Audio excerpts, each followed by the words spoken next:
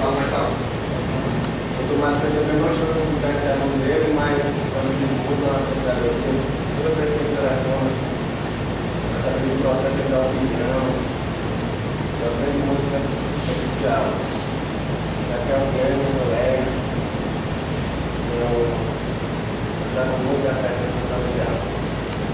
A Rafaela, a mamãe, o Márcio, a mulher, depois eu tenho aniversário, então vai acontecer. Estou muito feliz, estou grato a Deus por essa oportunidade. Antes de chegar aqui, andando de braço, tem de luz mesmo. Quase que um mês atrás, nós estamos aqui, graças a Deus, da ajuda da minha mãe, da minha mãe, para acreditar no trabalho com Deus. Mas, o meu tema é sobre o controle da administração do Ministério Público. O que foi que me chamou a atenção para esse tema? Eu trabalho no setor de acompanhamento de ação civil pública na Unidade Pública do Ceará e me deparei com a ação do Dr. Alexandre Meireles requerendo que o juiz determinasse a construção de uma rede de esgotos em uma certa região da cidade. Isso me chamou a atenção. Quem é o judiciário para determinar isso? A administração. Quem é o Ministério Público? Qual a legitimidade dele para fazer esse requerimento ao judiciário? Então eu fui pesquisar exatamente sobre isso, o controle da administração do Ministério Público. Nosso objetivo geral é analisar essa cada vez mais frequente participação do Ministério Público nesse controle. Os objetivos específicos são destacar a responsabilidade da implementação das políticas públicas pela administração pública, porque ela já tem essa responsabilidade por lei pela Constituição.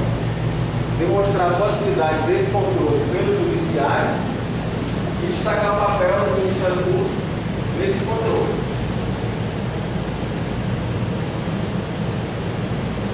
Primeiro nós temos que voltar atrás e analisar a evolução histórica desses direitos. Nós sabemos que os direitos fundamentais são os direitos humanos positivados. E eles nasceram com a Constituição desde a Revolução Francesa, primeira geração, são direitos negativos. Direitos que protegem o cidadão da atuação estatal, do exercício estatal acima dos seus limites. Coloca um limite na administração em respeito ao cidadão. Já a segunda geração foi percebido que esses direitos negativos não eram suficientes. Então, a Constituição entra para, além de proteger o cidadão, o Estado tem que ser positivado direitos. O Estado passa a ter a obrigação de cuidar de alguns direitos sociais do cidadão. Nesse caso do Estado, a educação, o direito à saúde. Já a terceira geração, os direitos coletivos, os mais recentes, e o Estado passa a ver o cidadão não como um indivíduo, mas como uma classe, como um grupo, como um coletivo. Passa a proteger esse coletivo.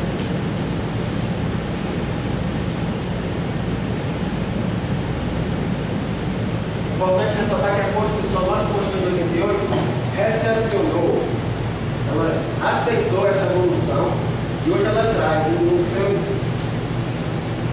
todo o seu conteúdo proteção dos direitos sociais e dos direitos individuais.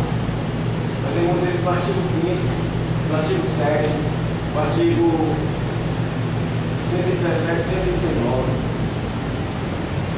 Ele protege a educação, protege a saúde, protege os direitos individuais e coletivos. Importante destacar a efetividade da norma constitucional. Muito se falou na norma programática da Constituição, que a norma estava lá disposta apenas para instruir o legislador constitucional a criar novas leis que determinassem realmente efetivassem esses direitos. Mas hoje nós vemos que não é assim. Cada norma constitucional tem o seu valor, até porque nós somos regidos principalmente por princípios. Os princípios hoje são superiores a normas. Então, se o princípio determina algo, a administração deve se comportar de acordo com esse princípio.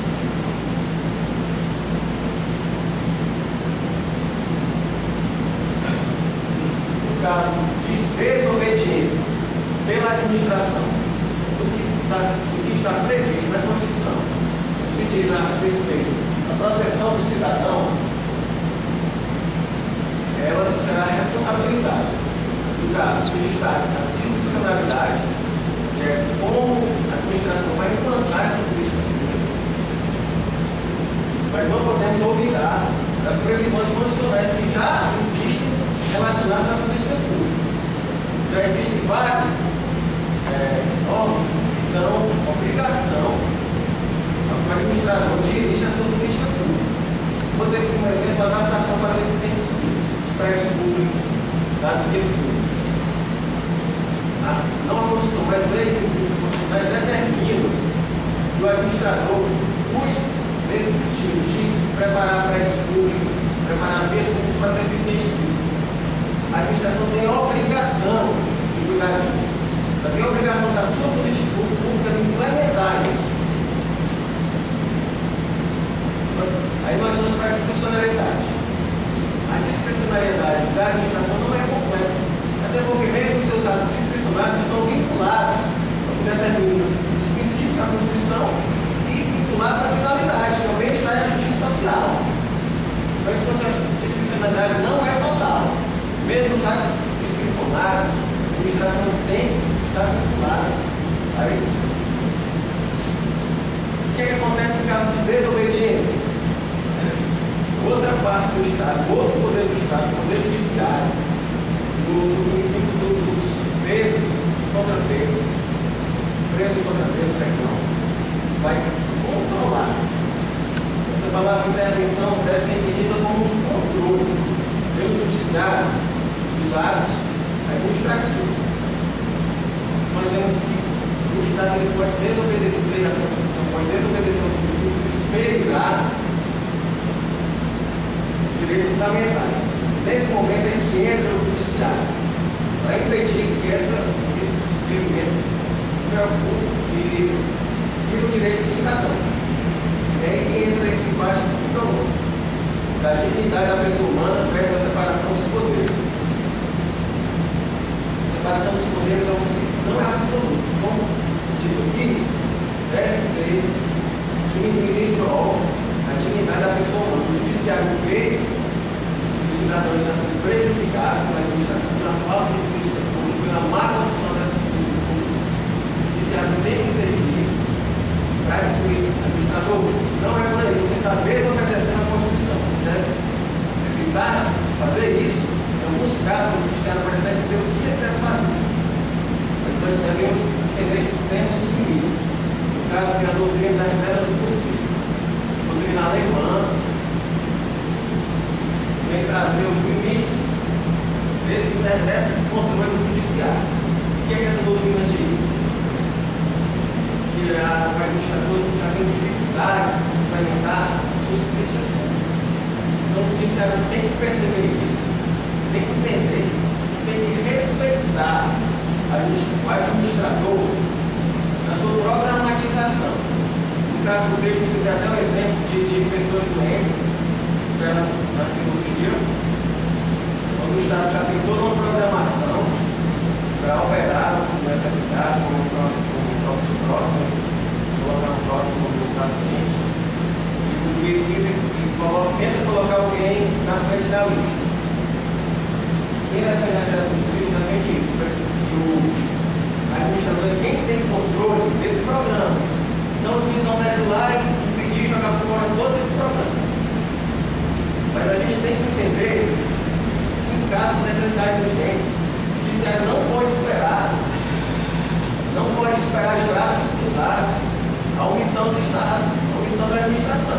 Então tem que intervir, tem que obrigar, inclusive com a obrigação de fazer.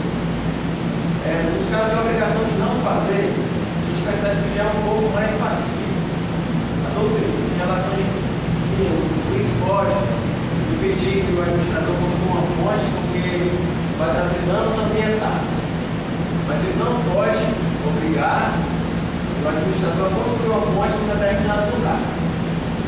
Isso já é mais passivo, apesar de ainda haver questionamentos. E a obrigação de fazer ainda é algo muito recente. É algo que a doutrina contesta, os tribunais tribunais procuram se limitar.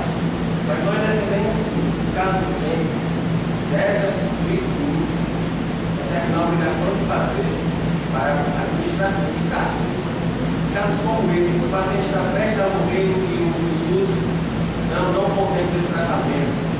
Casos como a educação, o juiz percebe que não há uma escola no município, escola do ensino fundamental, então o juiz deve determinar sim. Claro que ele não vai determinar onde, se na esquina da rua, se com os professores, mas ele deve determinar a obrigação e deixar a cargo do administrador como operar, operacionalizar essa obrigação. E como